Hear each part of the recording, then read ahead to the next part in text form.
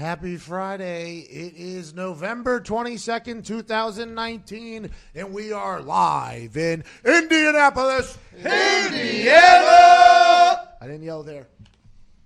I got to drink down this tea, get my juice, and get things going. Watch the end of the Texans-Colts game. Got sick to my stomach. It's a bunch of malarkey, if you ask me, Alberto Riveron. Listen, I understand that, yeah, there might not have been a clear recovery after watching all 6 angles of the replay, but there's no way you decided that and decided not to review it in under 2 minutes. The ball was clearly out. It's a 3-point game. The team that is down in under 2 minutes knocks the ball free.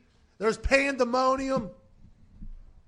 It's a bunch of malarkey, if you ask me, with what old Alberto Riveron. This is just a depiction of what the beginning of the season was. The officiating crews and the head officials in New York messing up games. They got a little bit better. They kind of disappeared from conversation. I don't know if they got better on the field or if their mistakes weren't just as big as they were in the first ones. But here we are back in a prime position of a game, and the refs are back in the topic of conversation. Texans fans say he clearly didn't recover it. Everybody else says he lifted up his hand while holding the ball, waved to the camera, waved to Alberto Riveron, and pointed the opposite direction. I'm Darius Leonard, Defensive Rookie of the Year last year, All-Pro, Maniac. And I'm literally waving to the camera. I have the ball in my right hand. He came out after the game and said, yeah, I had the ball. And Deshaun Watson even told him he had the ball. So was there a review where they would have been able to tell? I'm not sure. But I don't like the fact that they didn't take another look at it. It's like, hey, everybody's mad about the game slowing down. I get it. But whenever something that important happens at the end of a game, hey, by the way, these games, especially division games that are basically championship games, there's millions and millions of dollars on the line for the city, for the team, for humans. Why don't you go ahead and take a little peeksy peek? And then for those pass interference ones, the ones that the internet can get right in 10 seconds, let's speed those up a little bit. Let's make sure we take time when it's needed and not be ridiculous when it's not. I think that's a problem I have with the review thing. There's stuff that's so obvious that literally every human that has even one eye, I assume. Pirates with a patch would be able to see this on the internet. Whenever you see a video, it's like, bang, easy. And then they're sitting down there for 4 minutes. It's like, you guys are professionals. I'm just an amateur idiot on the internet. I can figure it out. What is taking you so long? Well, they got to get to the line of scrimmage. Okay, you know what I can do on the air? I can just pause it. Where are they at? They're at 47. Okay, let me hit play again. I'm sure you guys can do that with your little 8-inch screens that you're looking into. Can you not? It's just, I think there's no common sense. And if I've been doing these college games now a lot. By the way, congrats to Georgia Tech getting their third win on the season. Coach Jeff Collins and also Coach Doran at NC State, very hospitable. I like both of those staffs. Good things moving forward for both teams. They're very young. But Georgia Tech, if Jeff Collins, who did it at Western Carolina, did it at Temple, did it at FIU, if he can recruit the specimens that I think he's going to recruit in there, that Georgia Tech team, 3 years, I'm calling playoff team. If he can recruit. Now, Atlanta, Georgia Tech, very good institution. Atlanta, very good city. You got a lot of players from that area that go to other schools that are going to utilize the transfer portal to come back. If he can get the guys if he can recruit the guys, I think they're going to be, because the ACC, by the way, whenever Trevor Lawrence is gone, I'm assuming they'll bring in another one. I think them and Georgia Tech are going to be I think it has a chance. I honestly think it has a chance. But anyways, so I get to meet a lot of these review referees. They're all 95 years old. They are very old, because the thought is you have to be a ref for so long and then you become a review official. It's like, why is that the case? Why don't we get someone down there that has the eyes that are good enough to go ahead and read the technology that we have? I mean, it is very interesting to me the way these are all. And Alberto Riveron, I mean, he was probably a good on-field ref. I don't know, by the way. A lot of people have said he stinks on the field, he stinks off the field. I don't remember him being so terrible, but he has shown a magnificent display of ineptitude whenever it comes to reviewing things. In that game last night, you just have no faith that Alberto Riveron's going to get it right. You have no faith that, it was just a one-time mistake, move forward. And yeah, it's a team that I said is going to win the Super Bowl. Yeah. T.Y. dropped a couple balls, and yeah. There's a lot of other things that happen, but boy, the reason why you play the game is for that last-minute drive. The reason why you have Jacoby Brissett, a dog, a winner, is to get him the ball in that particular case, to not even think about reviewing it. And then the Texans call a timeout, which I guess in itself was another chance to review it, which I kind of respect. But they had that play clock all the way down, and there wasn't even a thought to buzz down and like, we should probably take a look at this. I mean, this is just a lot of money on the line. The team that's down only 3 points, which could potentially tie this up to send it to overtime, or go ahead and win the damn thing, which has happened in them. We should look at this. Instead, they don't do it. And that's why there's no common sense happening in the NFL officiating ranks. They come out and tweet, say, well, the refs didn't see a fumble, so there's no reason to review or something like that. Get this, shut up. Shut the hell up. I'm sick of it. I wish the Colts would have got a win, though. I'm not happy about it. I watched the highlights of the game through and through. They do a little thing on the NFL All 22, what is that called? The channel or the website that has all the All 22 and all the cameras. You get All Access or something like that. Mm-hmm. The NFL All Access, they like piece together the entire game. It's like a highlight, and it's like a 30-minute highlight. I watched that last night at like 2:30 a.m. while I was laying in bed. I was like, damn, how do we leave DeAndre Hopkins that open on that first touchdown? How does that happen? Well, it was a blown coverage, obviously. How do all these things take place? And it's like, yeah, the Colts didn't play their best game. The Colts didn't play anywhere near their best game. T.Y. Hilton, who's coming back off a calf injury, drops a couple big-time balls. Now, granted, one of them I think was a pretty big pass interference that didn't get called.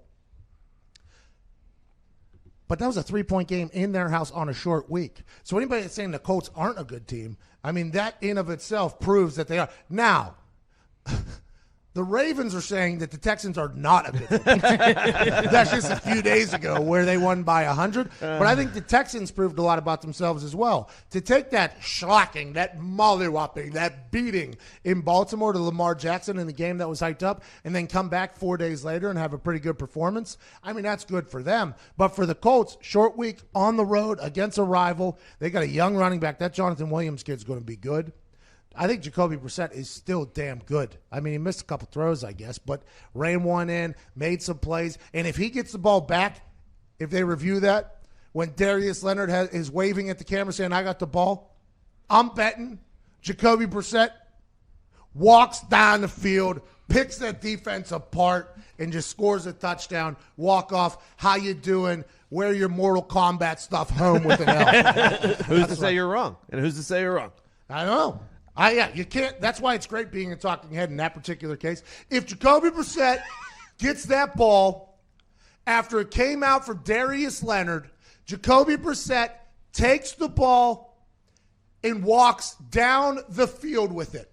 He gets the ball and matriculates down the field, picking them apart. And T.Y. Hilton, who is a gamer, T.Y. Hilton, although he dropped a couple balls, T.Y. Hilton makes a sideline catch just like he did a few weeks ago. Jonathan Williams, a guy I never heard of until a week ago. Bang, he pops one for 30 to 40. Quentin Nelson, they end up on a goal line package. Quentin Nelson gets the ball in a fullback formation. Learned from what happened last week. He called himself a coward on a video about not being able to pick it up. Let's assume he runs over 7 guys after what happened last week. He scores a touchdown. Not only are we beer bonging, keg standing, even one of them the beer gun things, beer sticks, they got it all, I bet. It's a celebration in Houston. And that's why it's great to be in this position in that particular case, because we'll never know. But that's honestly what I believe would have happened. If you're the NFL, I think the NFL is in such a good spot. We talked about it with ratings. The ratings are up. All the blue blood teams are good right now. We're kind of past the dealing. We're kind of past concussions. And now you have this one black mark this entire season and the end of last season. It's the refs. And they're not doing anything to fix it. The way you described what was, I didn't know what was coming out of your mouth. What do you mean? Well, the way There's a lot of news today. Yeah, that's not news. Well, we'll talk about that certainly with Lombardi and others about the Mason Rudolph Myles Garrett situation. But the black eye on the the punch, the Bruce on the NFL right now is the officiating is terrible. But I don't think it did as much to the game as Myles Garrett's swing of the helmet, mostly because, now granted, if Mason Rudolph said the N-word, completely understandable why Myles Garrett would hit him with a helmet. I just want that. If Mason Rudolph said it, you can completely understand what that word means to the entire community, to the culture, and why you would flip a switch. Now, granted, Myles Garrett a year ago came out and said that if anybody can say the N-word, everybody should say the N-word, and if we're going to choose not to have anybody say the N-word, nobody can say the N-word. That was like a year ago he said that. It made rounds, it made the news, but still, through generations of that word generating a lot of anger, if Mason Rudolph did that, completely well-deserved. Now, granted, if Mason Rudolph did that, I would assume somebody would have heard about it before the NFL discipline committee heard about it. I would assume that a teammate, maybe Ogunjobi, who also got punished for the situation, who ended up hitting Mason Rudolph in the back, would have asked Myles Garrett what happened, and Myles Garrett would have said, well, and Ogunjobi would have been like, well, I wish I would have hit him harder. And I would assume that if word got out about him saying the N-word, Marquise Pouncey would have came out and said, well, I would have never done that if I would have heard that, right? Because although Marquise Pouncey is an incredible teammate, which we all saw, I would assume he's a much more loyal human to his particular group of humans who have been slandered with a word for a long time that makes a certain type of way be felt. So for me, there's a lot of question marks because in the NFL, as a white person, you are the minority in your workplace. I mean, that's just how it is. Saying the N-word is career suicide. It's life suicide if you say it in life, but in the NFL, in a particular situation where that is the culture, where it is a melting pot, where everybody comes together from different backgrounds and tries to go for the same goal, doing something like that would not only make Myles Garrett angry, he wouldn't be able to walk into his own locker room the next day. Now, granted, Mason Rudolph is young. Mason Rudolph, by all accounts, has a very punchable face. Mason Rudolph, by all accounts, is not somebody that I think a lot of people would be like, oh, that's my dog. I don't think a lot of people would do that. So maybe he did say it. But the NFL says there's no evidence. Nobody else heard about it. And this is quite a serious allegation from Myles Garrett. I just hope everybody knows that. Because just like when Riley Cooper got very intoxicated and said that, you should never do that, by the way. Whenever he did that, even his own teammates, who you would think, right, would be, that word is just not something you say as a white person. I mean, now granted, these young kids on the internet, there's little Caucasians are saying that at a rapid rate on the internet. I think they're teenagers, and these are going to be tweets that they're going to regret later if they ever go on to accomplish anything.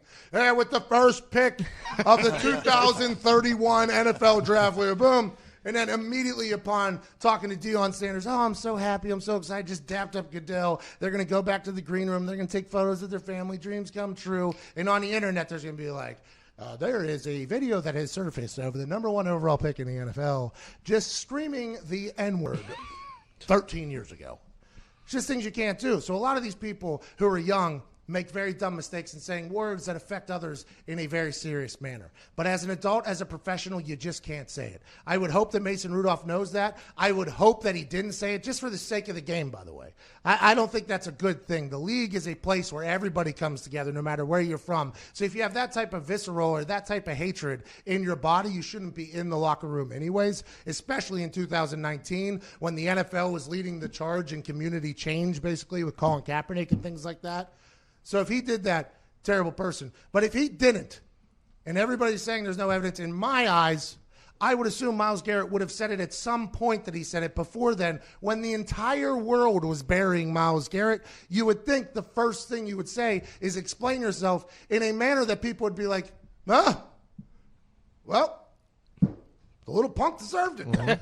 It didn't look like an environment where whispering was going to be effective. Like, you would have to have some volume to your voice in order for another human being in that scrum to hear you. And yeah. The fact that nobody else heard it's something to think about. Because they were in each other's face, right? So there is helmets on, yeah. Yeah, and you have helmets on, which are covering your ears almost. Although you can hear, there's holes there. DeCastro was the closest, right? And I think by all accounts, DeCastro, people say, is a pretty good guy. I think people say DeCastro is a pretty good guy.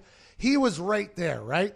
And let's assume that maybe he would have heard it, but I'm assuming he's also mic'd up. I think centers and guards are also mic'd up. So quarterbacks are not, because you can't just take everything that the quarterback says and have it in the bank. I don't think defensive ends are, which Myles Garrett is. But I think what you say about DeCastro? No, I was going to say, I believe that the NFL did say that they were mic'd up, but they weren't recording. So they don't have. Whoa. That's the NFL, by the way. That's the NFL telling its players that they're not recording it all the time. That's somewhere. I would assume. Oh, that, yeah. Just like your Snapchats are somewhere. You know, Yeah. You guys are sending your meat around on the Snapchat. That's up in a cloud, just waiting for South Korea to hack or North Korea to hack into to find your Take dick. it. I mean, it's just going to happen. What'd you say, Nick? Yeah, I was saying that's like the center mic that they flick on during the broadcast, just so you can hear the cadence once in a while.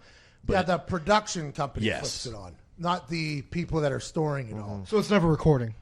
it might be, but It's It's recorded. It's recorded. That's why everything that's in a microphone is recording. It's like we step in those booths on Thursday night, and Georgia Tech had a beautiful view of Atlanta. By the way, I mean it was a gorgeous view. It was nice. It was kind of like a little smaller window, so you kind of had to crouch down, but the field was down.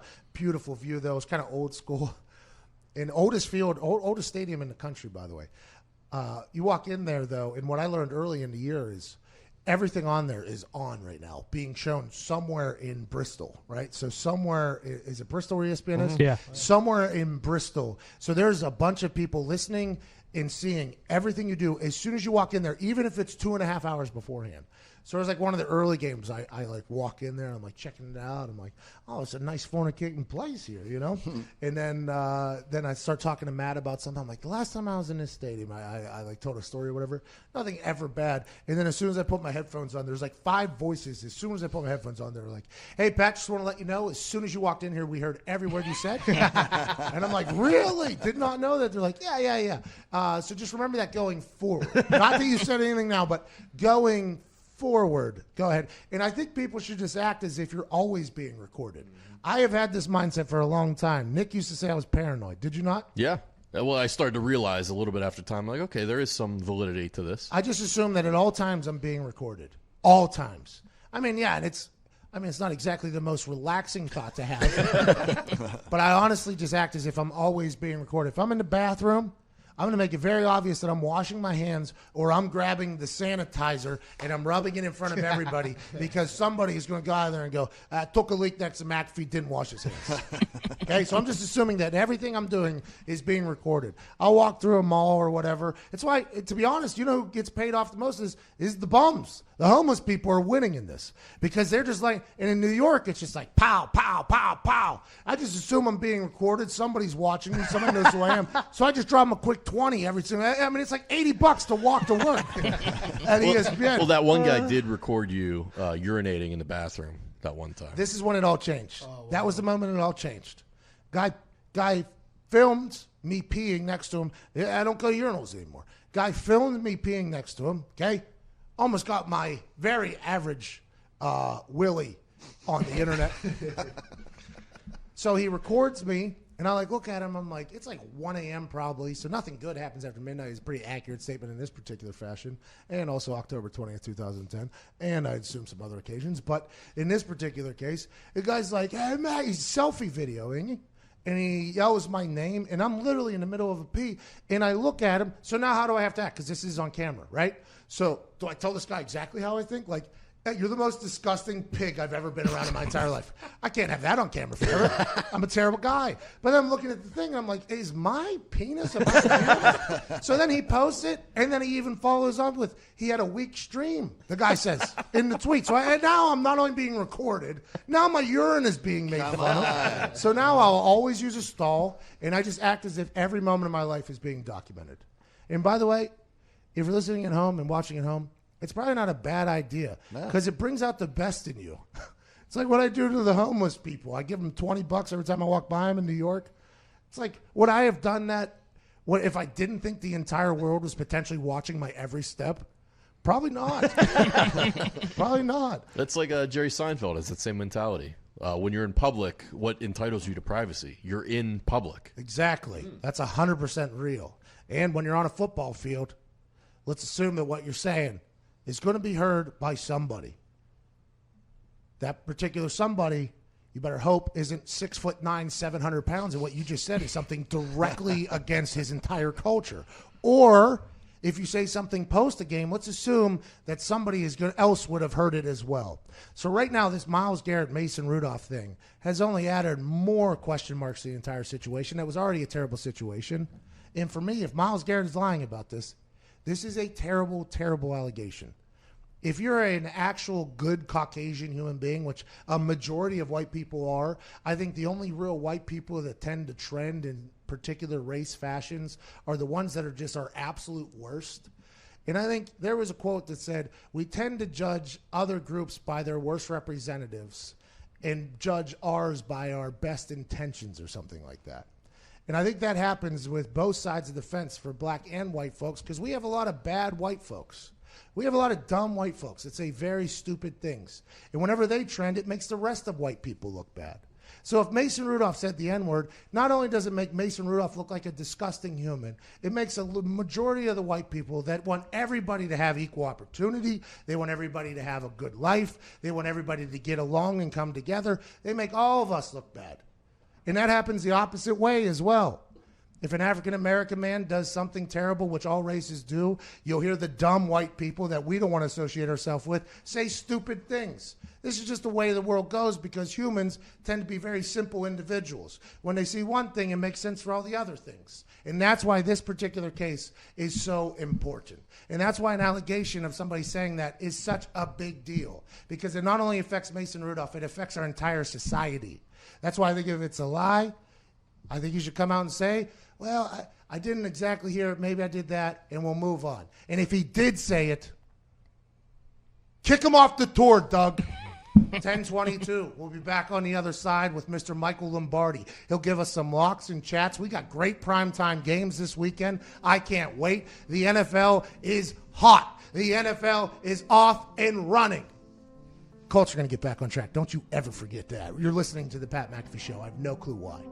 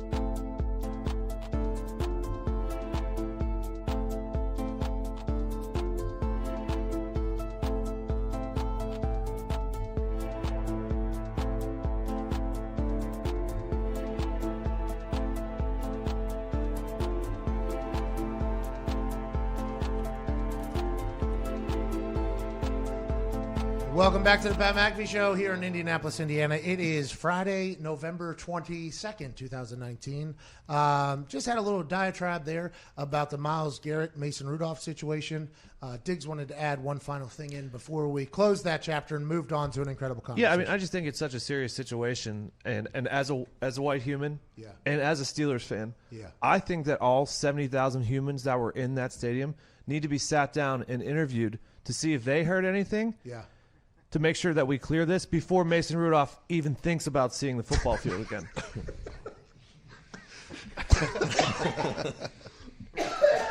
I think of like Inside Man, where they're interviewing every person in the bank. Yep, that's what you want done by Roger Goodell too. Make room in his schedule by Roger Goodell to make sure they get it right, because if he did say it, it's detrimental to an entire society. And by the way, is that not a little bit larger than the game of football? A little bit bigger than the Shield. Yeah, a little bit bigger than the Shield society. Before Mason Rudolph gets a chance to throw one more balloon, they should all be interviewed. All right, joining us now is a man that's been on all sides of the football. He's been coaching, he's been scouting, he's been in the front office, he's in the media now. He has an incredible show on VSiN. You should check it out. The GM Shuffle, I believe. I actually caught it this past weekend. It was damn good. You were letting some F-bombs fly, which I respected. Ladies and gentlemen, joining us now on FCC-regulated radio, Michael Lombardi. Hello. Every now and then I let it slip out. I can't help the Jersey and me come out. But sometimes the things in the league just make you shake your head and cause you to get a little bit upset. But, I move on. I try to keep it clean. You know what's interesting to me, though, as a guy who's been in a lot of locker rooms with a lot of different human beings, as soon as somebody, like whenever we do these coaches interviews for these Thursday night games, as soon as a coach swears, I'm like, okay, now I know he's actually having a conversation with us, as opposed to just doing like a media thing, because everybody in the football world swears. So if you don't swear, I feel like you're just lying to me, giving me a fake you, you're catfishing me. So as soon as I hear somebody swear, I'm like, oh, okay, here we go. Now he's talking to me. This is nice. Yeah, I mean, that's the whole point of the podcast is, look, I think there's too many guys. You're not like this. I think you say what you think. I love the South Florida comment 2 weeks ago. I mean, most guys just brush it off. They just kind of like say what they want because they know they have to go back to the next locker room the next week.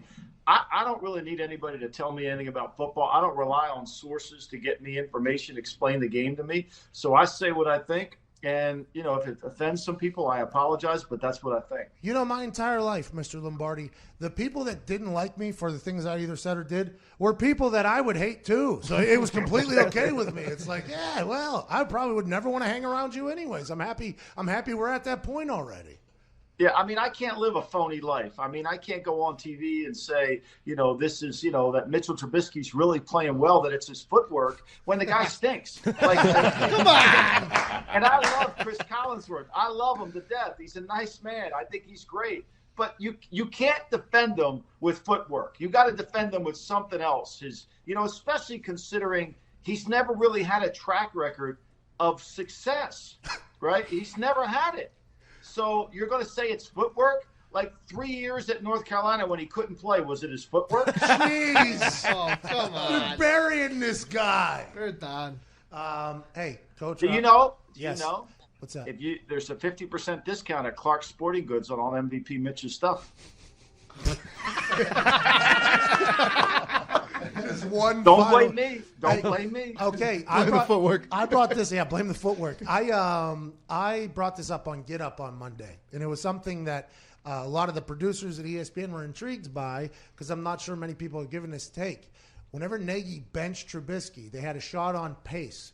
If Pace wasn't in the know of that benching happening, that is a big storyline going forward between Nagy and Pace being on completely different pages, especially about the starting quarterback. And I think now that Mitchell Trubisky is back full go in practice, tough guy, just a couple days after a bruised hip bone that makes you come out of the game with 3 minutes left when your adrenaline's at an all-time high on a Wednesday to be able to practice, let's assume that that injury wasn't that bad. It sure feels like Pace told Nagy this week, hey, we are back with Trubisky. I don't know what you're doing. Am I accurate in thinking that as a guy that's been on both sides? I mean, you're not even going. I mean, that's completely accurate. Like, that doesn't even need to have a conspiracy theorist to it. I mean, look, let's play the facts, right? Have you ever been a part of a team where Nagy claims that Trubisky got looked at halftime, and then when he was going to pull him, that that Daniels never had a chance to at least warm up in the bullpen. I mean, there was no warm-up. Like, if you know you're going to pull them, right? You've been on that sideline. How many times have you seen it say, I've warmed up before. Yeah, exactly. Right? Like, look, I think Mitch ain't right. MVP Mitch ain't right. Let's go. That stuff didn't happen, and I think Pace is right. I think Pace was like, whoa, wait a minute, you're messing with my baby. My question is, how does Pace watch Thursday Night Football and look at Deshaun Watson last night and say, I was right about MVP Mitch. He's better than this guy. Well, and isn't that something, though, that if he comes out and admits that he was wrong, that he'll get buried for even more, and he definitely loses his job? Now, granted, he's going to lose his job. I mean, this team was good, and then it got terrible, and it's mostly around the pick that he made. Patrick Mahomes' MVP conversation. Deshaun Watson, who Deb Sweeney called Michael Jordan, is there.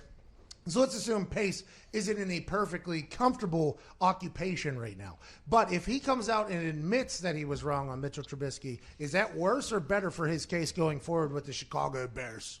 Well, I think it shows he's more interested in winning than winning his way. I think oftentimes, and this happens in the NFL more than not, and it happened when I worked at the Raiders, it became more about how we won as opposed to whether we win or not. Like, ego shouldn't be involved in what's right for the team.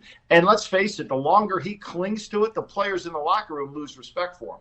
Yeah, they won't play for it. They're going to say, look, if this guy can't see it, this guy's, they'll all say it to his face how nice they are because they know he controls their pocketbook. But in that locker room, when they're all having their summit and they're all having their meeting, they're like, are we kidding ourselves with this quarterback? I mean, look at Khalil Mack's play this year. He's not even close to what he was last year. Our team was told by somebody in a team gathering, wasn't Chuck, but it was another person, said that if we were able to put aside our egos and buy in completely, our team could be really good. At this game, we were 4 games into Trent Richardson being forced as our starter. He had not done well.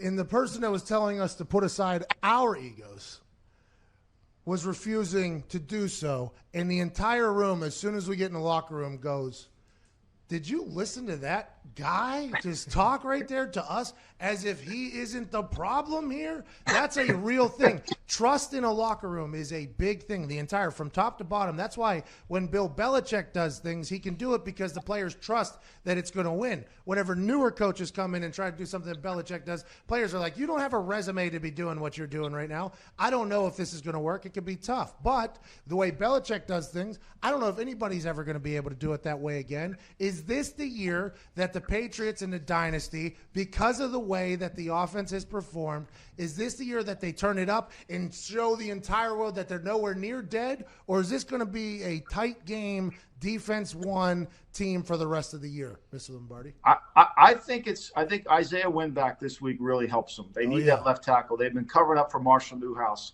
and I think that certainly helps them. I think they need to get Keneal Harry going.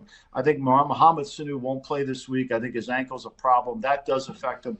And they've got to get more production in the run game from their tight end. And this is unique now. We've never experienced this to watch the Patriots win with their defense. We've always watched them build a lead, hope their defense could hang on. It's a whole different mindset the way we watch them.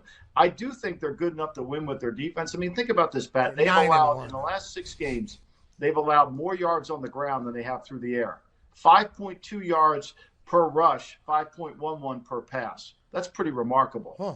I mean, that's remarkable, right? So they have a uniqueness with this defense, and they're going to get into a game where they're not going to be able to win it with their defense, but yet, like this week, Dak Prescott, the number 1 yards per attempt passer in the league, has the most 25-yard-plus plays, throwing the ball better than anybody. How they handle this game, I think, will answer your question down the road. Yeah, because they always try to take away your biggest threat, and everybody would say going into the season, well, it's probably going to be Zeke. But the way Dak has performed, it's almost like they're going to take away I guess they're going to try to get a pass rush and let Zeke eat. What are they going to do, you think?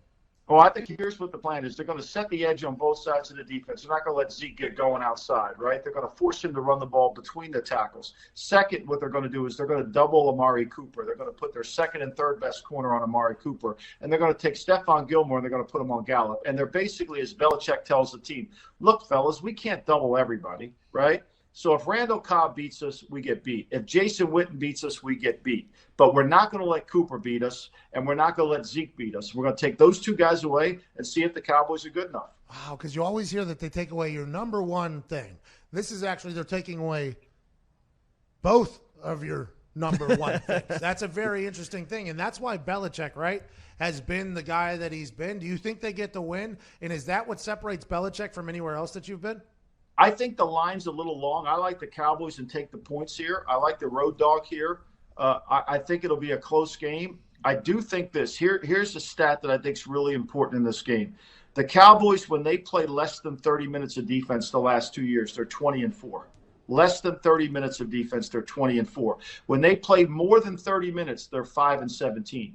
This game's about how much can the Patriots offense keep the Cowboy defense on the field and keep them from having the ball that much. The best defense in the NFL today is play less defense. Okay. It's play less defense. Okay, so the way the Patriots offense has been, dink and dunk. Now, granted, if they haven't really got it going, but if they get it going, that would be the style of offense that would benefit very well against this Dallas Cowboys team, right? No doubt. But I do think the Cowboys will score, and I think the Cowboys can score, will make some plays. And that's why I think it's a 3-point game. I think it's a 3.5-point game. To get 6.5 in this game with the Cowboys, I think that's a pretty generous gift. Packers-Niners, Aaron Rodgers, Matt LaFleur, they seem to be a team that's very good. Coming off a bye, too, they get a chance to relax. Going against a Niners team that has been dominant and swarming on the defensive side of the ball. Struggle with the Cardinals, who I think are better than people think. I think they'll be a heartbreaker later on down the road. Lost to the Seahawks on primetime. What do you think happens on Sunday Night Football?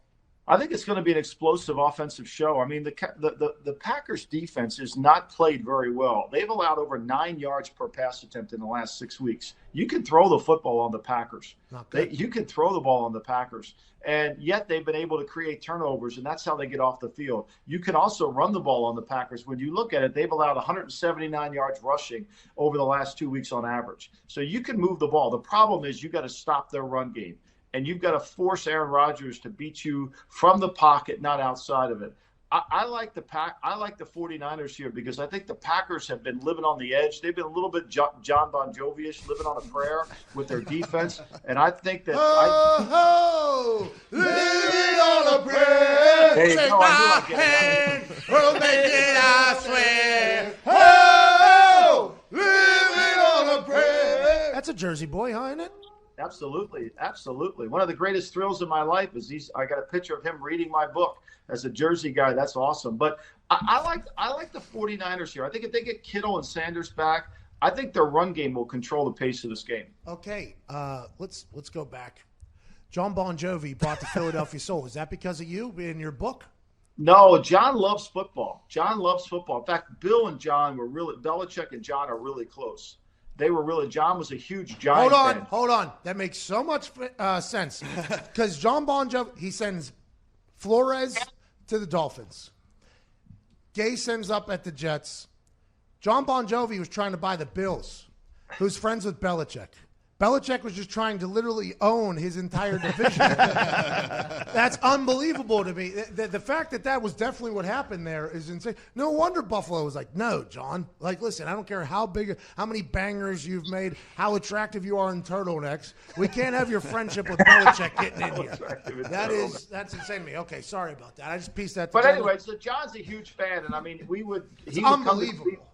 We would come to Cleveland. He would hang out. He just loves football. He loves football. He loves Notre Dame football. He loves all football. Okay, so you like the Niners. You like the Cowboys and the points against the Patriots. Now, another one that the world will be watching, I think is a potentially 95-point blowout on Monday Night Football.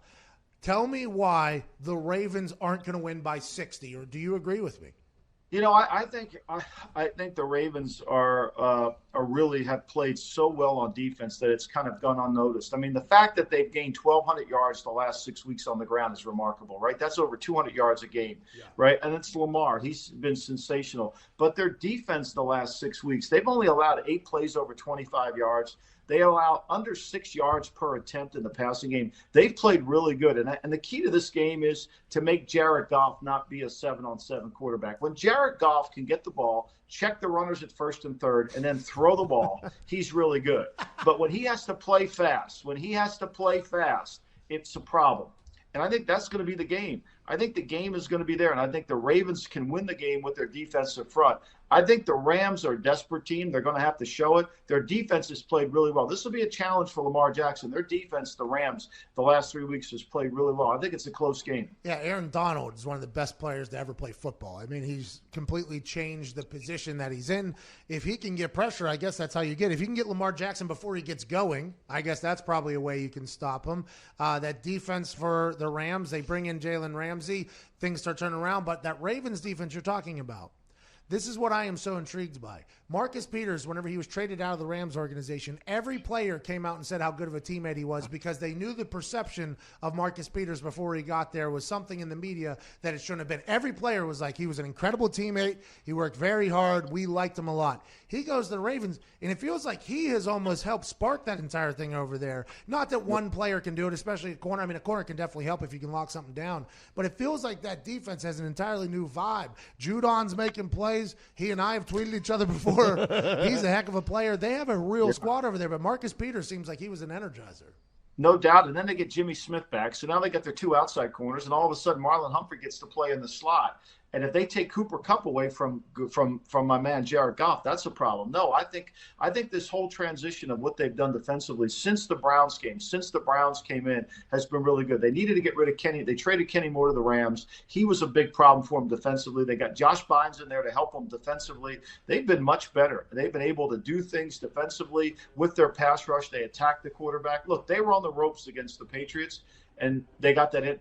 Edelman fumbled and they returned it. But for the most part, the last 6 weeks, they've been sensational. Yeah, the Patriots have not played that well on the offensive side of the ball. In one of their phases of the ball, they have not played that well.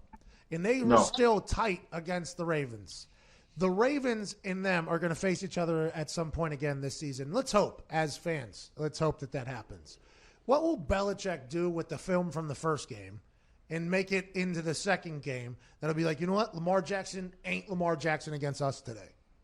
I think what he had to do, I think the plan was we got to set the edge better. And I think that's where they really didn't execute. They didn't set the edge. Lamar was around to get around the corner on him, and they didn't set a hard edge. You know, when you're dealing with Lamar, you're dealing with the punt returner.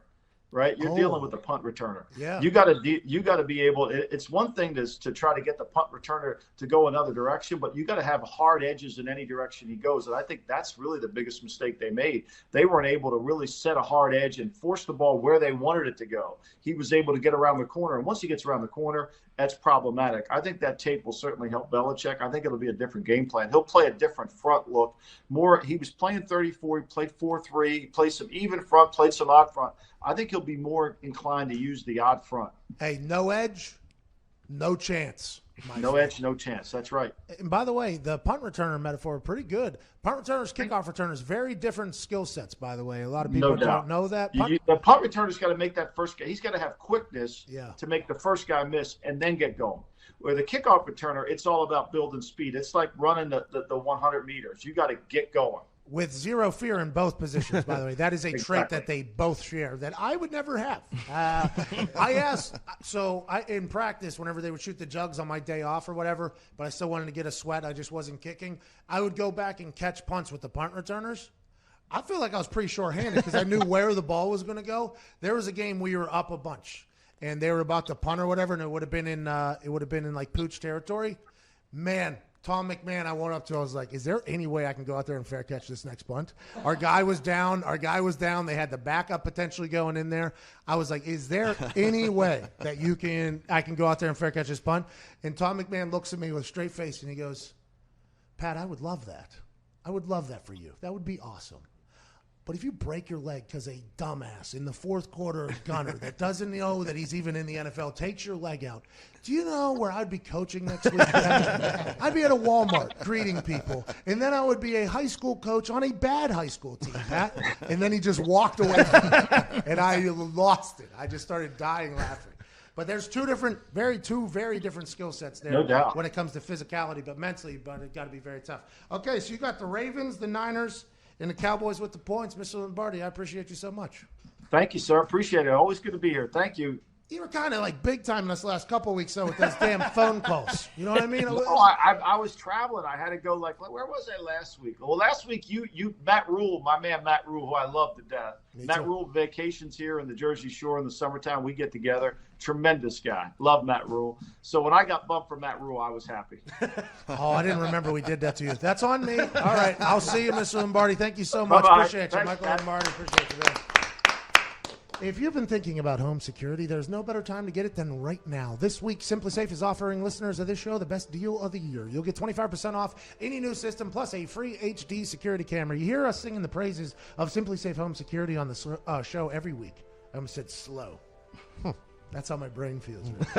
It's the best home security, period. With Simply Safe, you'll get everything you need to keep your home safe. Entry sensors, motion sensors, a smart lock, video doorbell, security cameras, you name it. Plus, Simply Safe offers 24/7 professional monitoring. With police dispatch, that's 3.5 times faster. I know Simply Safe's founder, Chad. Hey, Chad. Great guy. Great guy. Simply Safe is the home security I trust. So if you've been waiting or on the fence about getting a security system, don't wait. Go to simplysafe.com/Pat to get 25% off your system plus a free security camera. This is the best deal you'll ever find on home security. Beat drop. Order now to get this exclusive offer. 25% off and a free security camera at simplysafe.com/Pat. Simplysafe.com/Pat. Hey, shout out to Chad, bro. Shout out to you, man. Incredible, man. 10:48 American Standard Time, 7:48 Pacific Standard Time, 9:48 Central Standard Time, and all the other ones, I apologize, I don't know. We'll be back on the other side. You're listening to the Pat McAfee Show.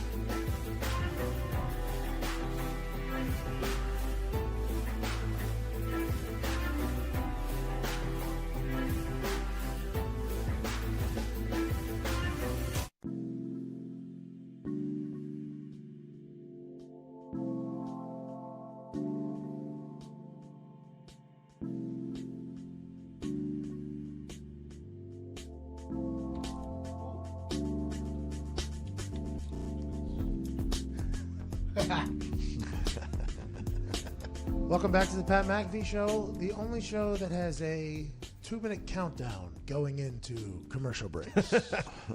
You've heard of minute announcements and potentially 10-second countdowns.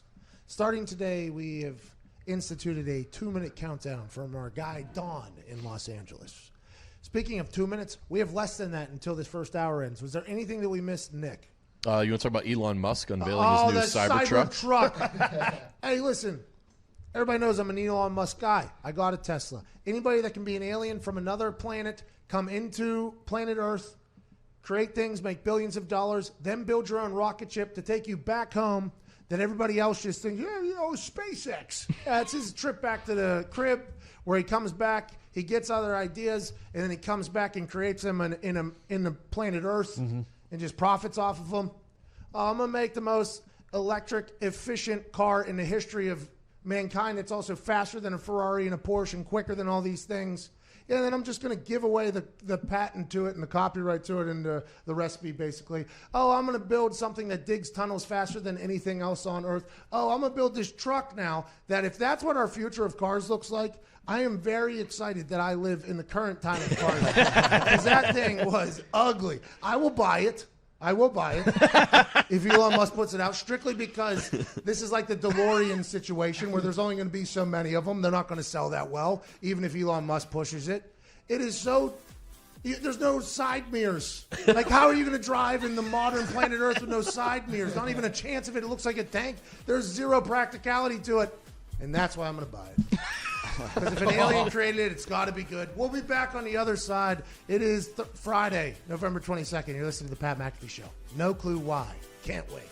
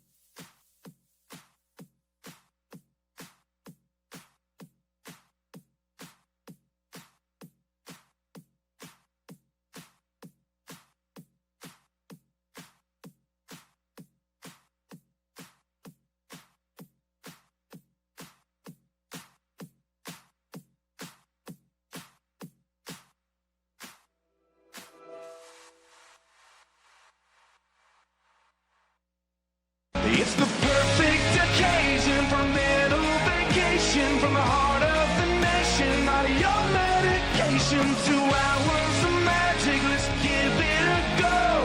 Ladies and gents, it's the Pat McAfee Show.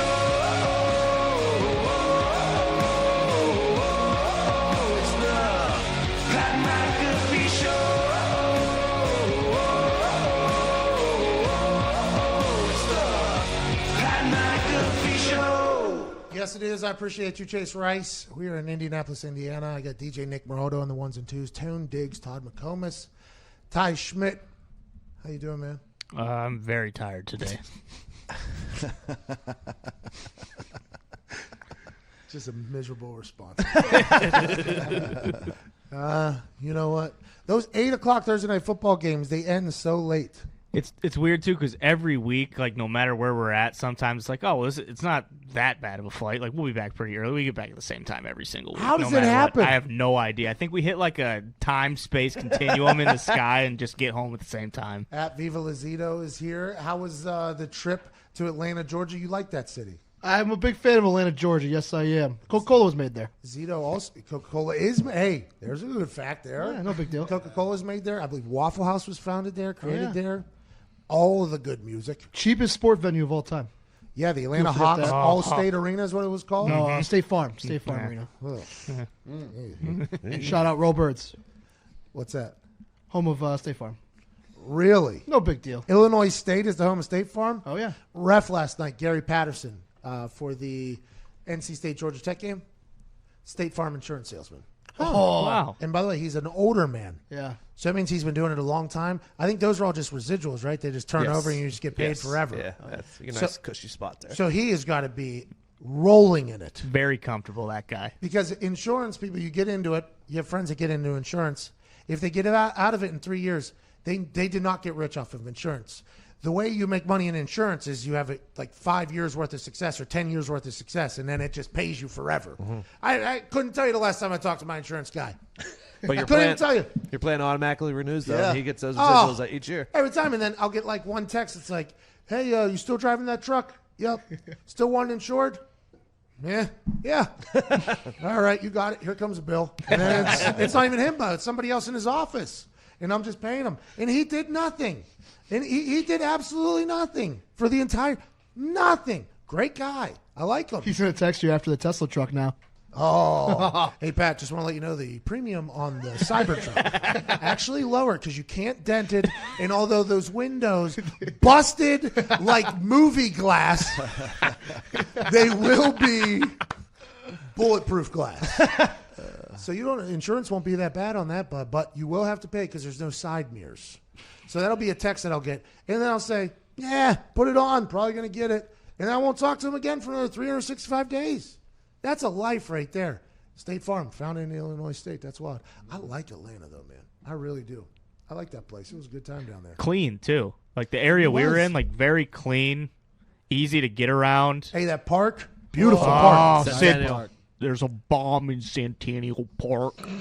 Can we please explain why you just said that? Yeah, you've probably seen the movie trailer. A guy basically saved a bomb from going off at the Olympics there, and then the media and the FBI spun it. They thought he planted it there, basically villainized him big time. Clint Eastwood's directing a movie that's coming out here pretty soon about it. So this guy, Hero, Richard Jewell. Yeah. But he was an odd duck, Yeah. so the media were quick to kind of, just dramatize it a little bit, stir the pot a little. we were in that park. Beautiful park. It's an incredible park. Hey, Todd, you see a field where you're like, hey, that'd be a good place to play tackle football in or something like that. Centennial Park might have like enough space, and the field is big enough for about 8 to 10 of those tackle football games happening on there, right in the middle of the city. It's beautiful down there. The Falcons could play there. Oh, I think they could. beautiful ponds. You missed it, too. There was people doing parkour. Love it. Go ahead, Tony. Tell all about it. Hey, there's a story. The boys on the College Football Hall of Fame. As you heard on ESPN last night, breaking news, Jose Zito Perez kicked a 30-yard field goal at the College Football Hall of Fame and made an appearance on game day, which we'll be showing at some point. He's very thankful. Next You week. Very threw in that thankful. Zito drop just so casually, just as if everyone knew who Zito was. Well, I would argue that a lot of the people that are watching that Thursday night football game Probably do know who Zito is at this point. And Yeah, Hasselbeck brought it up, too, and he had to do it. So thankful. And what a pleasure. What a pleasure. Zito's tweet about it. I thought he hired a social media coordinator. That tweet came from somebody that was taught how to tweet. Like, wow, what a pleasure. Thank you. Like, it was just like sounded like a robot. I Googled what to say, like When thankful. mentioned on ESPN. And that was the first thing that popped up, so I apologize. No, don't. I just was worried that Zito got big time. He hired a social media coordinator, but after they left the College Football Hall of Fame, they were doing a little tour around the city, from what I was told. And one of our guys might be on IR right now. Well, before we went to the College Football Hall of Fame, there was these dudes doing parkour. Okay. In the park. And which is, by the way, extreme walking. Extreme, yeah. Getting from one point A to point B in the dumbest fashion possible. Also, spectacular. I mean, some of it is very spectacular. Spider-Man-esque. What we were seeing was not spectacular. Oh, they're amateurs. What do you want They from were them? They're just jumping- getting started in the walking They were biz. jumping from rocks that were like 3 feet apart. Not very spectacular. Were they just walking? Pretty much. And I was feeling pretty good after the College Football Hall of Fame. Yeah, because you got a chance to see the old college helmet in there. Yeah. Old D, Things though. felt good. And we were walking back past these ponds where the kids were parkouring earlier. And I was like, you know what? I'm going to go do it. I'm going to go do what they did. Literally the first. By the way, not impressive. 3 feet, they said, in between the rocks. He said it. His own admission. And literally the first time that I jumped up onto a rock, I just kicked it as hard as I possibly could. He didn't have turf toe. He had rock toe. And broke my... pretty sure my big toe is broken. You broke your big toe? Pretty sure. He was like a centimeter away from falling into the pond. It would have been incredible. Is it on film? Well, no one told me. It No, says no. we're in the content business. No. And this guy just started starts. moved by you unathletic He kids. just starts No. sprinting towards the rocks. That's not Like, hey, true. maybe That's this not should be true. on film. I said, Foxy, I'm going to go do it. Lies. I'm going to back you up here in a second. The issue is my fault. I got hurt before I even got to where they were parkouring. Oh, so he was setting up a Correct. shot, potentially. You didn't even make it to the amateur-ass rock that they were Correct. on. I was just on the normal-ass walking Beginner trail. rocks. That's fair. Hey, you know what, though? Sometimes you got to take your lumps before you can really get good at something. I don't think you should quit this parkour thing. I don't think this, I'm going to. I think this is potentially your thing. Yeah. Out of respect for Tony, though, he did finish the rest of the parkour challenge. he did finish With the the Chris. rock toe, yeah. Yeah. American Ninja Warrior, like getting through there without a big toe. Hey, rock climbers, mountain climbers, and parkourers really found a Super Bowl when American Ninja Warrior started. Oh, yeah. Hey, I watched an American Ninja Warrior a couple times. Like, I mean, it's one of those ones you binge where you watch and then you kind of fall out of love with it. It happens for a lot of shows. That's not a knock against them. It's just the way the show is. And I watch it. I would do absolutely disgustingly terrible at that. I mean, the first one where they have the little lopsided rocks that Diggs couldn't handle. I mean, I could bounce through that. But as soon as it gets to like the hanging and holding your body weight up for like 45 seconds and jumping from like one cliff to another, I'm like, what? Who can do this? And they asked me to come do it here in Indy. I remember. And I was like, no way am I embarrassing myself. And they're like, oh, come on, another punter did it. He was good. I'm like, that guy looks like he could do at least one pull-up. 3 a.m. call time. Yeah, 3 a.m. call time. It's very impressive. I think those parkour folks are impressive, actually. I watched some videos of them going like from parking garage to parking garage. Hardcore parkour. Hardcore parkour. Hardcore parkour. Yeah. Hardcore parkour? Hardcore parkour. Hardcore parkour? Hardcore parkour. Oh. Hardcore parkour. They do, though. They jump off from one parking garage to another. Those Tom are Cruise impressive. tried to do it in that movie, and he broke his ankle. Yeah, still did it, though. Fought through it. Just like Diggs. Diggs is Tom Cruise. Tony Diggs. Tony Diggs. Pat goes up to me at the end of the night. He goes, hey, you ever notice anytime you try to do anything athletic anymore, you get hurt? I do, because I don't like watching you limp around. It's kind of sad. I'm getting Body's so unathletic, too. fragile. I did that. I went to a shoot the other day. And a shoot. You guys ever heard one of those? Yeah. It was a call time for the shoot. I went to a shoot the other day that might never see the light of day. And it was a 4-hour workout. And about 35 seconds into it, I was already tired. They had me run these stairs. It was two flights of stairs. They had me run it probably, 8 times, Foxy? Oh, yeah. 8 times? Too many. And we were 5 minutes into this thing that was playing for 4 hours. And I kind of, at that moment, I kind of got the gist of what type of day it was going to be. I was already tired. The thighs were already burning. And we had just begun. I was doing squats. I was doing sprints. I was doing all these things. I still can't get off the John this morning. I have to use my arms and do the whole thing. I am so disgustingly out of shape right now. It is bad. I will say other people would have puked though. You were there. You were you were in a bad spot, but you were put in a bad position. That's why I'm kind of happy and might never see the light of You day. were put in a position of failure. But Extra small shirt. you watched that. Was that? I feel like that was a real workout I went through. Oh, 100%. There was moments where I was talking to myself as if it was like a cardio test we used to have for like the Colts, like a conditioning test. Like I was talking to myself during it as if it was one of those. Like almost halfway home, you can make it. Come on, you made it halfway. You can make it the other half, can't you? And then you do one more, and it's like we're in a lot worse spot than we thought. But if you don't get it done, you're gonna have to do more anyway. So if you don't get it done right now, you're gonna have to do more. You might as well just ride till I can't no more. And then we do one more, and then as soon as it's done, it's like, all right, I think we're near end. And the guy's like, all right, we got 3 more shots. And I'm like, whoa, you weren't preparing for that. You're never been an overtime guy anyways. You can get through it though, can't you? And then you do one more, and he's like, oh, gonna have to do it again. I'm like, I don't know if we got that one again, pal. I got it right the first time. I don't know. Or you would walk up, you're like, oh, you got to add some squats into that now. Yeah, we're gonna get a little deeper, turn to the side. We like a side profile shot of you doing a deep squat again. A couple more. Further away this time. Run this Away, time. run Sprint, this time. please. Push this. I will. Push a sled? Yeah, basically pushing a sled? I mean, I was dead. Your workout was harder than Colin Kaepernick's. By far. Okay. Potentially something that is real. Now, granted, we didn't throw much. I was jumping over wheelbarrows. You were punting balls, though. You were punting I was running balls. hurdles. I was running hurdles at one point. I did punch balls nowhere near as many times as he threw the balls. Right. Boy, you know how I said, like, I'm excited to see if Colin Kaepernick has trained as if he had to get game ready and for that workout, and then he did his own, which didn't have as much conditioning as I would assume the NFL one had. I was in the middle of that, and I was like, you know what I learned about me? Yeah. As soon as I retired, I was like, yeah, we're not running again. And that's what it felt like. That's what it felt like. It's been a wild week, man. Last night's game, what a bunch of malarkey. I have no idea how that word got back into my Rolodex, but I'm very excited that it did. I dropped it around a bunch of older folks in a production meeting, and Adam Amin was in there.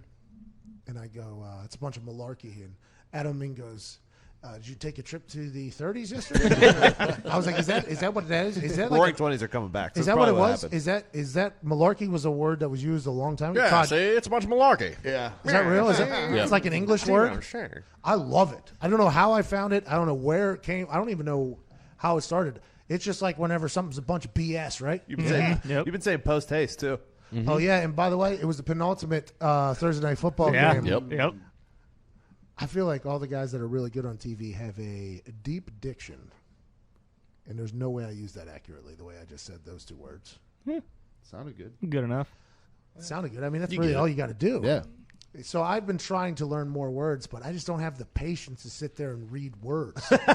Like I wish there was an account I could follow that was like word of the day Twitter. Oh, there's apps. You need an app on your phone. No, it has to be in the Twitter account because that is where I get all of my reading done. So anytime I'm not in that app, you're not going to find me reading a bunch of things. There a picture surfaced of us in a meeting with Coach Jeff Collins, which was an hour and 10 minutes, this Thursday Night Football crew.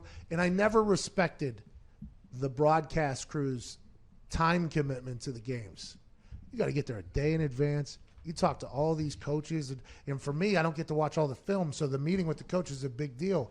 There's like 6 hours worth of meetings we have. But I enjoy them because it's great conversation. And the way I learn is I don't write notes. Never have. I listen. I like engaging in the conversation. And then whatever my brain decides to keep, I assume that's good stuff. And when it decides to forget, it's bad stuff. There it is. Everybody has their laptops out. If you're watching at home, they got their notes. They got their entire thing. They got their line of questioning they're looking to have. And I'm just sitting there tying my shoe, sitting directly across. And it's one of those things where that's just how I learn.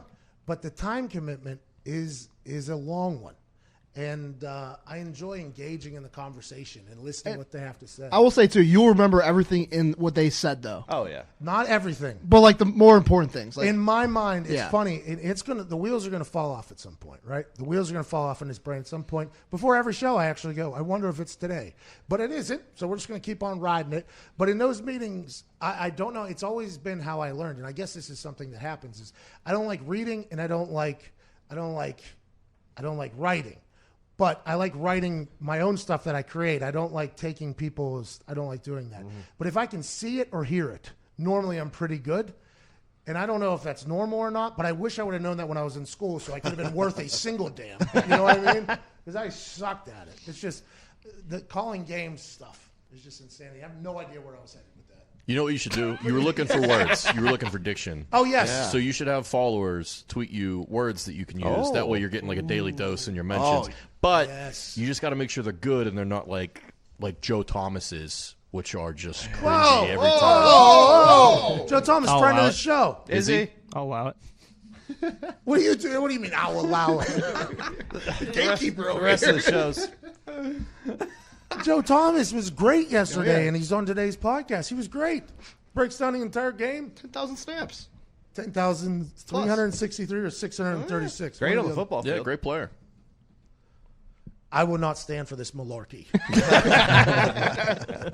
11:17 here on this Feel Good Friday. Probably supposed to talk about the primetime games, so let's go ahead and dive into those. Michael Lombardi joined us in the first hour of the show. Good conversation. Football Talk Friday. Wide spectrum. I would argue that was an accurate. Bill Belichick. We got an entire deep dive into Bill Belichick and what he's going to do. His relationship with John Bon Jovi.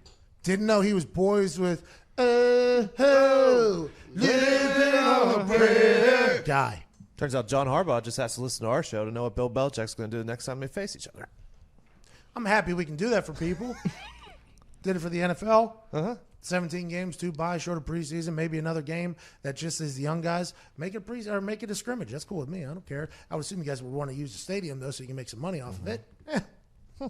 He said he likes the Cowboys with the points with the Patriots, which is interesting to me. He thinks Dak Prescott, they're going to double team Amari Cooper. They're going to set the edges so Zeke can't get outside. They're going to have Gilmore on Gallup, and they think that Bill Belichick's defense is going to he thinks that Bill Belichick's defense is going to lock down the Cowboys, potentially.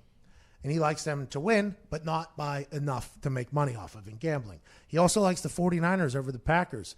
Ty Schmidt just shook his head. How do you feel about that? Yeah, I like the value of the Packers getting points on the road. I mean, I'm going to take the money line personally because, like I said, this is a game I think they have to win, but I like them with the points. How bad do we hate that money line odds were doubled yesterday? And if it wasn't for Alberto Riveron, I mean, I don't think they would have been able to overturn it because there wasn't clear, indisputable. At least take a look. But at Let least us know you're taking you a should look. at least take a look, though. Yeah. Here's the thing, though. I think maybe Riveron's like, hey, guys, you know, if I take a look, I'm not overturning it anyway, so why am I even going to take a look at it? Guys, we all know the gig. What, are we going to waste everyone's time here? Guys, we all know the deal. We're not turning it over. You think I'm going to sell my guys out down there? No way. That is, at this point, it's almost commendable that Alberto Riveron is like, yeah, I know what you guys want to make this game, and yeah, I know that technology's, really smart stuff and can fix stuff, but I'm just not going to do it. So, enough with the red flag business. What if it is Florio? I think he said, no, it might have been, I don't know if it was Florio.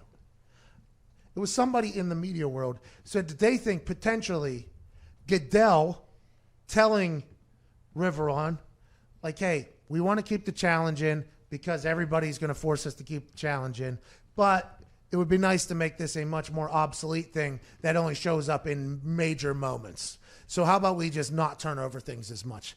That's a potential conspiracy theory that there could be a little bit of weight to, because a lot of people say what they hate about the game was You got mail. that the challenges take too long. They're slowing down the game. They don't like it. It's not old school. What if Goodell was trying to get rid of it by doing this? I mean, it would make more sense than Alberto Riveron just being inept and refusing to do it. That would make a lot more sense. What if it's not his fault and somebody's sending him like a fictitious feed? I don't know why everybody's so mad at me. You come sit in my seat. Who's that? John Perry said he got to sit in there, right? Yeah. John Perry, Monday Night Football guy. I think he's good on TV, by the way. I think Steratore, the NFL lost a good one in Steratore. He's the best. When Ed Hockley retired, the NFL lost a good one. I agree, for sure. Because Ed Hockley was a great personality, good representative of the game, which is what refs are. And he was good on the field. Steratore, though, never gets talked about enough in that conversation. He was just a good people manager.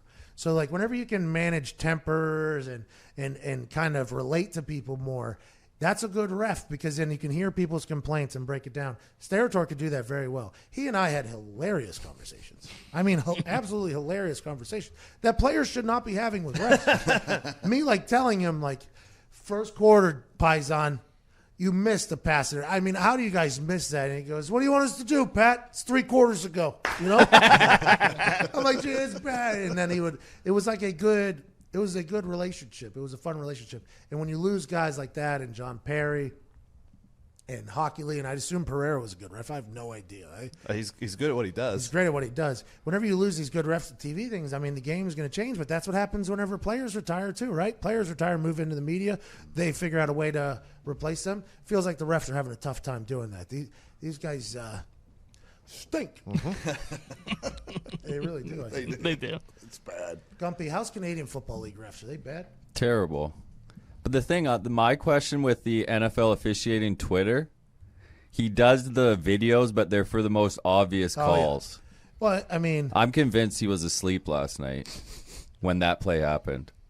Are you? Final answer? Yes, sir.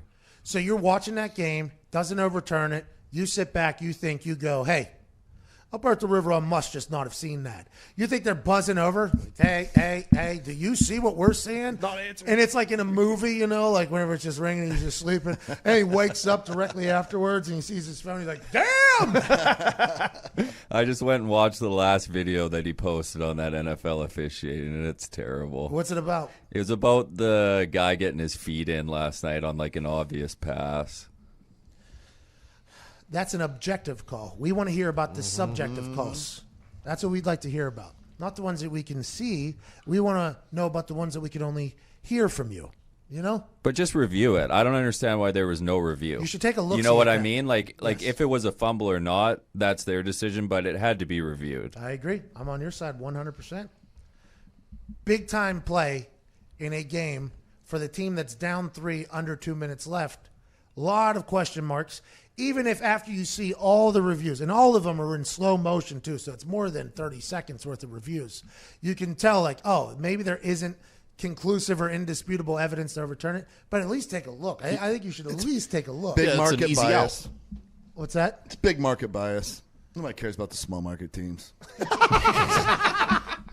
Houston, by the way, is about to move into the number 3 city in America. Mm-hmm. That's what I was told whenever we were down there coaching. He said, I think people here are trying to work. We're almost at number 3. So they're a couple productions away from potentially being the 3rd largest city in America. Nobody talks about Houston. Massive city. Mm-hmm. What's that, Zeke? Oh, no, I didn't say anything. What's the 3rd largest city in America? Shaitan. Soon to be 2. No, actually, you're nowhere near 2. A lot of babies being born in next Chicago. couple weeks. Oh, yeah. Imagine if the Bears start winning and all of a sudden Chicago starts making the climb. Pound time. Oh, Bear. Dad. He also likes the Ravens over the Rams, which I think everybody does. I think everybody likes the Ravens over the Rams, which kind of scares me a little bit. Yeah. Now that I think about it. What's the spread on that game? 3. Rams are +3 at home. So it's like, what, 6 they say? Is if the old adage is right, that home field gives you 3, 2.5, 3 points? I don't know. I'm assuming there's going to be a lot of Lamar Jackson fans at that game, too. I think Lamar Jackson, he's got the number 1 Pro Bowl votes by a landslide. He has captivated the world right now with the way he plays football, handles himself in press conferences, has acted through this entire thing, in the way that his team loves him, too. I mean, that Mark Ingram hype thing, that's a telling thing. That means that they like their guy, right? They're not just teammates. Like, that's their guy. This is Big our guy. trust. What's that? Woo, woo. Woo, woo. You got a problem? See me. Right outside the bank. I loved it. Said it in such a hilarious way. It's so funny. His eyes staring down the camera was awesome. got like 75 billion views or something, like as it should. But that means like they're all in. And Mark Ingram, by the way, massive piece of the puzzle right there. Yeah. Playing very well. Same with the tight ends, Marquise, and that offensive line. I mean, granted, there's 8 of them with the 3 tight ends on the field, but the 5 core. I mean, a lot of people, I'd assume, offensive linemen say, well, yeah, it's easy to block for Lamar Jackson. It doesn't matter where you go. Yeah, you still got to block for him, though. You still have to do it in a good fashion. And Lamar's a quarterback that can't take any hits, so there's even more pressure on you in passing situations or things like that. Now, with the run game, it obviously puts them on their heels, but I think the offensive line has some studs, obviously, and that defense, very good. The more and more I talk about it, the more and more I realize that it's going to definitely be Ravens and Patriots, and Belichick is just going to know what to do. He's going to feed them, and the whole offseason is going to be like, it's going to be a Lamar show this offseason. I think he's going to be in a lot of commercials. I think he's going to do a lot of things, by the way. Good for him. Can't wait to see it. He deserves to be in there. But going into next season, it's going to be maybe Lamar dominant again, or maybe people doing what the Patriots do. And is there anything that can stop the guy who's the most athletic human on the field every time he's on the field? I don't know. I guess Bill Belichick will be able to tell us if that's the case or not. I think most people assume that their offensive line is just like a bunch of road graders, too. No. But Marshall Yonda has the highest pass block win rate in the NFL. It's like 98 or 99%. Every offensive lineman that you talk to, you ask them, hey, who's the best offensive lineman in the league? Everybody goes, Marshall Yonda. But he's just, he's a Iowa tough. Yeah, he's a tough guy. He's a smart guy. I think he's a great teammate, and he's just a stud at what he does. I don't know offensive line play enough to judge who I like and who I don't like. I just know when I see guys getting killed and when they're not getting killed. I'm like, oh, the guys that aren't getting killed probably have a good offensive line. For the past couple of years, Yonda was like all they talked about when you watched a Ravens game in the broadcast because they didn't have the playmakers. And now that they've got Lamar and they've got Mark Ingram, he doesn't even get mentioned. It's kind of a shame. He goes under the radar. He's so good. Yonda? Yeah. Well, how about Sam Cook, Justin Tucker, Morgan Cox, too? Their special teams are legit. Good for them, man. What if there comes a time in the playoffs where they need it? Lamar Jackson's punt returner. Has there ever been a time that the starting NFL quarterback has been a punt returner? I doubt it. In Madden, I used to put Michael Vick back there all the time. How do you do? Great. Oh, yeah. It's the ass. You're setting him up for big-time failure. I mean, there's a chance that he gets taken out. But there's also, there's lesser athletes that have made entire careers out of punt returning. You know what I mean? So let's assume that Lamar Jackson, who has found a way to not take a big hit already, playing against vicious D linemen, can figure out how to be smart as a punt returner as well. You know, let's assume that. Cordell returned some punts. He did. Slash? Oh, yeah. I remember old Slash back there. Cordell Stewart, Bill Carr. Pittsburgh Steelers back in the day. From Crafton. I like Lamar Jackson a lot. What's the spread on that? +3. Rams +3 at home. That's not enough. They've beaten people by hundreds. Yeah, Rams are allowing a lot of points right now. What do you think the Ravens are going to do? Yeah, in that Ravens defense, I'm not sure they're just going to sit there and take it from that the Rams got to get Gurley going, right? They got to get Gurley going, which Andrew Whitworth on our show said they are going to do, and they proved that to be true this past weekend. But I assume that Baltimore Ravens defense has been good against the rush. I have no idea. I assume they have. Marcus Peters going back to L.A. got something to prove. Oh. The only way the Rams have a chance is if Aaron Donald decides he wants to pick up Lamar Jackson and sever his spine over his knee. But he's not going to do that because he's a nice guy. Right. He is So they're going to get ran all over. Aaron Donald is a game wrecker anytime. So maybe that is that. I wonder if that is what the Ravens are in there saying. Like, hey, here's what we got to do. The guy that trains with knives in the offseason, got to keep him away from the guy that gets everything done for us. Was that true that I saw that Weddle said he's not giving away the Ravens' secrets to the Rams? Yeah, of course he's not. Of course he wouldn't say, like, they tend to do this in this situation. What's the play? Oh, I'm not going to tell you that. But let's just assume that this is potential. Like, that's just – how do you expect him not to, by the way? It has to. If you have – no, not even if he's doing it in a mean manner. How can something not slip out that is telling about the other team? Think about the way NFL looks. They're looking for if a guy's knee is bent in a certain fashion, like, okay, if this guy is bent this way, it's covered too. How is something not going to slip out from Weddle, that incredible, brilliant defensive minds like Wade Phillips aren't going to be like, oh, okay, this means this. Or offensive people are going to be like, oh, okay, this means this. Like, it's just naturally going to happen from his knowledge of the situation that it's going to slide. That's just the way it goes. So it's not like Weddle's going to purposely do it. And even if he did, like, that's the way this league goes. I would assume that Marcus Peters is saying things about the L.A. Rams. I would assume that's just what happens in locker rooms. By the way, you're getting paid by that team, and you want to win. There's a lot of money on being winning. So if you have information that can help, yeah, I'm assuming people say it. I've never got a chance to do it because I didn't go to another team, and I don't know how much they would ask me. Like, Pat, what does the defensive coordinator over there tend to do? Well, what I've noticed is on third and longs, we stink. Every time I think that was what I would say. But whenever you have that deep knowledge and you're a super smart football player like Weddle, just something will leak out to people and be like, oh, this is probably what's going to happen. You know what I mean? Now, granted, Lamar Jackson's a completely different offense. So you might be able to tell stuff about the defense, though, which very much helps old Lamar Jackson over there. Hiring the right person takes time. Got to get the guy that's maybe all the knowledge about your direct competition. Yikes, battery down. Hiring the right person takes time that you often don't have. Urgency can be your enemy when it comes to finding candidates that are truly meant for your business. That's why LinkedIn is the best place to post your job. LinkedIn Job screens candidates with the hard and soft skills you're looking for so you can hire the right person fast. Things like collaboration, creativity, adaptability. LinkedIn looks beyond the work skills and puts your job posts in front of qualified candidates who match your business requirements perfectly.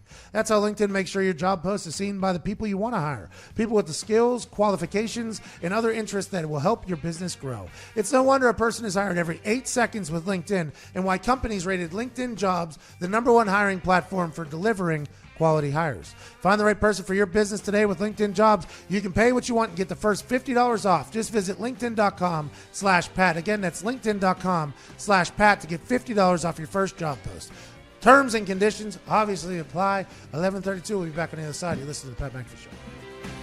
Why, though?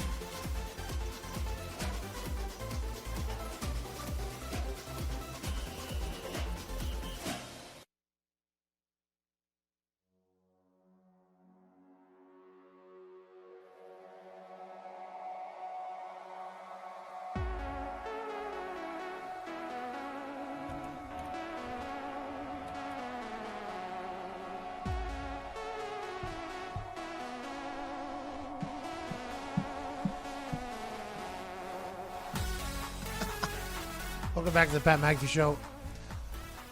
We have somebody helping with booking for the Heartland Radio Show, and I get a list of people that have passed or declined for the Heartland Radio. You guys put a request in for Matt Damon and Christian Bale. No, they were sent to us. That is awesome. But you know what we said? No, but we'll take the stunt driver instead. He'll be more interesting. He's got a story to tell. And you know what? Sucked. Most boring stunt driver in the history of stunt driving. Yeah, you would assume stunt drivers would be like... Big nerd. That's from the Ford versus Ferrari thing? Uh-huh, yeah. By the way, I have a Shelby Ford Mustang. It purrs. It's a beauty. Do you know the Stig? Huh? What's that? You don't know the Stig? Yeah, that's that Top Gear show I learned about the other day. Oh, you do know the Stig. Yeah, I mean, it's the big guy with the helmet thing, and he does really good driving. Yeah, I know the stick. Probably been like 50 of them, though. Just like the DJ Marshmallow guy and all the other ones. They just interchangeable humans. Several Stigs. Yep. That's why what Avicii did was so impressive, because his face was out there every single night. True. You put a box on my head and somebody else that's similarly built to me and press play, I'd be a DJ. I'd have 7 shows at night. Best. I'd be in every single continent. Every single continent, I'd have a show every single night. Just be a different human wearing a helmet, pressing play. What am I doing? Just sitting home, making the list? Oh, don't disrespect it. Well, I'm not the first one. I'm just going to do it to an excess. So it maybe draws attention to that. Yeah. That has to be what happens, right? Oh, yeah. You would think. Has to be what happens. Like those photo shoots or whatever with a guy that doesn't speak. You're taking a picture with a mascot. It doesn't speak and it has something over its head. Let's assume, like, if you're a little tired and it's a photo shoot, is it the head that they're taking photos with or the human that's underneath? I would be able to justify it to myself, too. I'd be like, yeah, I mean, they're not expecting a conversation. You can't even feel my aura there through that. It's like Batman. It's a symbol. It's not hockey pants. Hey, Gary, I'm a little tired. You may not mind handling the photo shoot today. Yeah, I mean, that's what we do. Anyways, 11:38. We had a rat in the office this morning. Oh, big one. Thing was the size of a chihuahua. I was told that it literally committed suicide. We have a trash can that is, it has one of those swingy tops where you put weight on it and it swings down. Ricky the Rat! We just showed the video of its escape. And Andy Dufresne out of the garbage can when Todd laid it down. And it hit the ground running like Lamar Jackson down the sidewalk, never to be seen again. Unless it comes crawling up through our sewer again, which is where you think it came from. Yeah, sure smelled like it. Oh, yeah. Crawled up through our sewer, which has an open thing right below weirdest our sink, which I've never seen before in my life. It's just an open pit. We have a sink that has good water pressure. It has 3 different sinks, pretty nice sink, and it all just runs into these pipes that just go to a hole They're cut off. that doesn't connect to the ground. We have a waterfall. It sounds like somebody's taking a leak at your feet every time you use this. He crawled up through that sewer, onto our floor, up onto our counter, and then committed suicide off the counter into a swinging door garbage can where he had to hit to one side, weigh it down, and kill himself. But he didn't die. He survived in the dark. He's from the sewer. He was born in it. That garbage can almost got tossed out, and Todd seen it at the last second and put it back down. Thing the size of a chihuahua. Kept it in there. I got in there. You open the garbage, it just smells like urine and feces down there. I'm like, is that the rat or our trash? Todd goes, I think he came out of the sewer. I was thinking about keeping him, though. I thought we had an office rat. All we had to do is shower him up. By the way, Indianapolis has rats. That was a rat. By the way. Oh, yeah. Oh, yeah. Good sized one. He has 5 fingers. Who would have known? Zito calls him Bitey. Do you know rats have 5 fingers? I did not know that. Is that Look your at fun that. fact of the day? Mosquitoes have 47 teeth. Rats have... Look at that. That's 5 fingers. Okay, so that rat that came out of our sewer into our trash can has more fingers than Michael Jordan has on the Air Jordan symbol. It's wild, isn't it? That's correct. How good do you think that rat is at basketball? So good. He was probably shooting free throws before he jumped in there. We should call Walter Jones.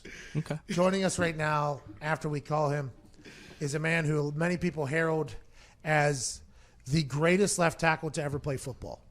He was a man that was a Seattle Seahawk with Matt Hasselbeck. a story emerged that I had heard a couple months ago, just last week, about him slapping Hasselbeck in the face one time in training camp and knocking him unconscious. He had bruises of fingers on his face. This man is an all-pro, first ballot Hall of Famer. He'll be joining us as soon as we get him on the phone, talk about the Seahawks. Seahawks going to go on a run? Yeah. Everybody thinks Seahawks are about to go on a run, right? The Eagles are favored, which is weird to me this weekend. Is it in Philly? Yeah, it's in Philly. So Seattle always plays teams tight, right? That's just Yeah, what their thing they is. do. Although their defense is getting hot. I wonder if the Seahawks are going to go on a run. They're like 5-0 against the spread on the road. The Seahawks are? Yeah. 9-0 against the spread. Their last 9 as a dog. Yeah, they're going to be incredible. I'm excited to hear what Walter Jones has to say. Quick convo with him. Is he not answering? No, he's not. Let's get to a break, and then we'll come back on the other side with Walter Jones. I'm excited to chat with him about the Seahawks, about being an offensive lineman for Lamar Jackson, what that would be like if he has any ideas, and knocking Hasselbeck unconscious. This is the Pat McAfee Show, Friday, November 22nd.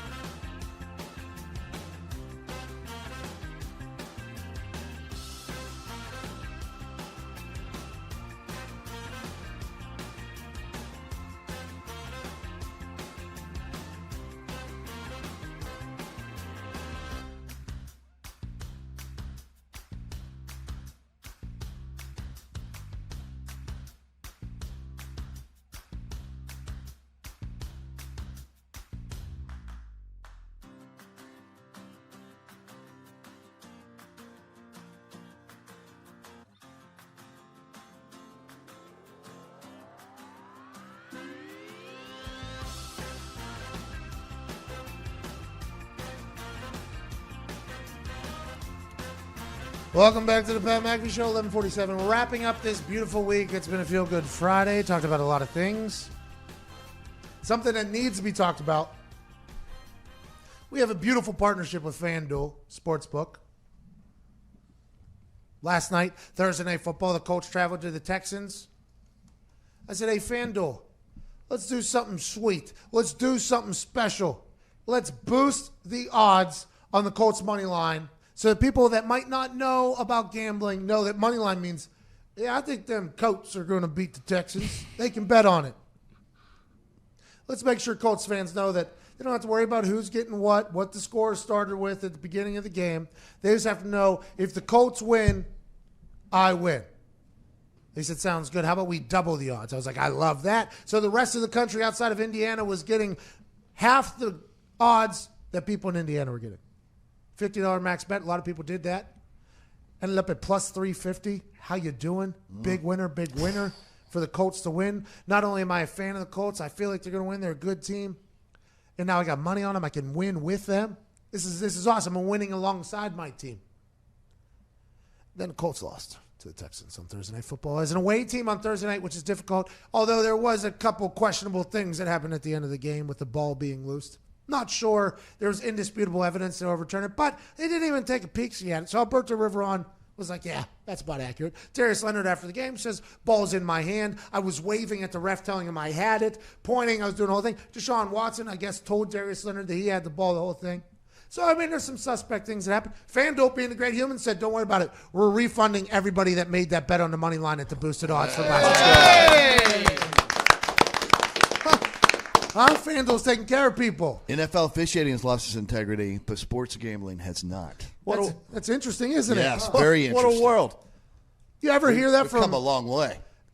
Every person that made that money line bet on the Colts last night getting refunded? And FanDuel's like, listen, we'll boost some more odds yet again. We'll get it back. We know that was a little bit of a weird ending. Shouldn't have happened like that. We don't like it. Here's your money back. You never hear of a casino doing that or anybody doing that. Never. Shout out to FanDuel for doing that. FanDuel.com/McAfee. Sign up right now. We be boosting odds all over the place. Always be boosting. We had some in Pennsylvania. We had some in New Jersey. We had some in West Virginia. We've been boosting odds. We're going to continue to do it because FanDuel allows us to do it for some reason. And now FanDuel, being good people, refunding folks. That's very nice of them. Tomorrow, College Game Day, Columbus, Ohio. The Ohio State Buckeyes, who in my eyes are the number one team in the country. LSU, number 2. I love Joe Burrow. I think he's going to win the Heisman for what they've been able to do. They just gave up 614 yards against Ole Miss. I don't think Ohio State does that. They get Chase Young back, who's been resting for 2 weeks. Fields is incredible. They're lighting up. I think Ohio State's number one. College Game Day is traveling to, in my eyes, the number one team in the country's home as they play host against Penn State. Tanner Morgan had a hell of a day against Penn State from Minnesota. I'm assuming with the RPOs that Tanner Morgan run and Fields run, Fields is also going to have a field day. I assume this is going to be a big one, but I get a chance to be there to see if James Franklin and the Nittany Lions can get back on track after a close game and a loss. Can they make something against the Buckeyes? The atmosphere is going to be electric. I can't wait to be there, man. I can't believe they're having me back. I was told just the other day that the audio set thing that I had on when I jumped in there, probably like $2,000. Oh, yeah.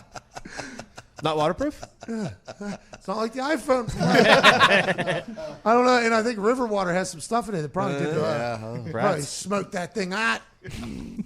They invited me back. I have no idea what I'm going to be doing. Just like last week, I had no idea what I'll be doing. That's a dream come true, by the way, getting a chance to go on that show. Not a lot of people get invited on that show. No. And also given the liberty of saying, hey, we'll just make it happen when it happens. We don't care. Yeah. Just come in. No plan. Just to be you. I assume the audio people weren't thrilled, but I'm thankful they invited us back. All of Ohio State is going to be electric tomorrow.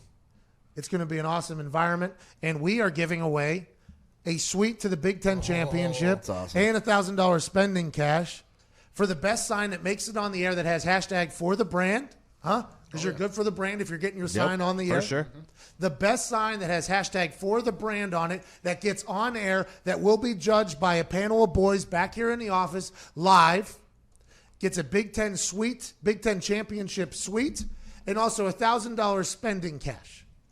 That's a beautiful thing. We can't wait to see your signs. Use hashtag for the brand. And I can't wait to meet you in person. I loved our time in Columbus this summer. Whenever we went there for stand-up. Awesome. That was a live podcast there. We had Maurice Claret come out. Great story. Cannot wait to see him again. He was supposed to come hang out. But our schedule got insane. He just released a book, I believe. He's an impeccable human. Went through a lot. But Ohio State's going to be awesome. Can't wait to get to Columbus. Shout out to Game Day for allowing me to come back on the show, by the way. I don't know how much longer they're going to do it. They get it.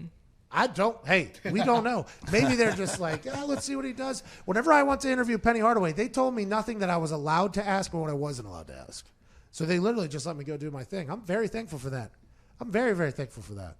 WWE did the same thing. I was like, what do you guys want me to say? They're like, you say whatever you want. I'm like, I didn't think TV was going to be like this. I didn't think this is what it was going to be like.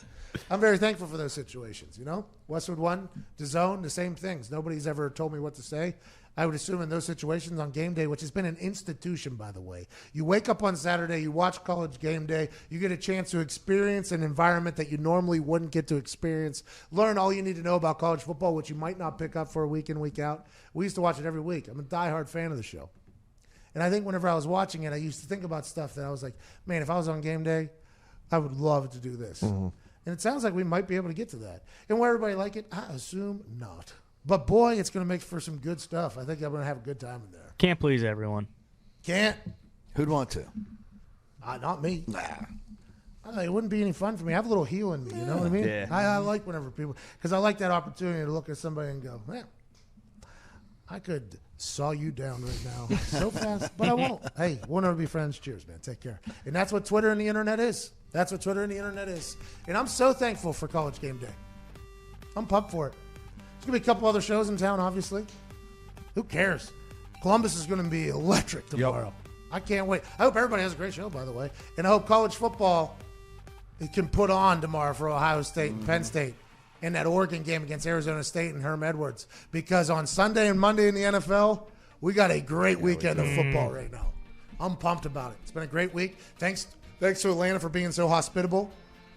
Can't wait to get to Columbus. Can't wait to get to Chicago. NXT TakeOver War Games tomorrow night. We're going straight from Columbus, straight to NXT TakeOver. Then to Indianapolis. Then to New York City for Get Up on Monday morning of this show. It's a wild life. It's all going to come slowing down in a couple weeks.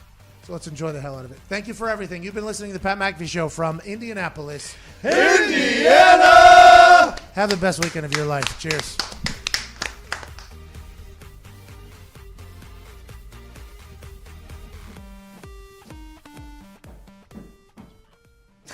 Hey, thank you, Don. Hey, Don, there's no river over there, so I have no idea what they're thinking about me doing. Hey, can somebody pull up what Darren Ravel's stats were on Twitter? Hey, Don, we appreciate the hell out of you, buddy. Oh, there I am. All right. So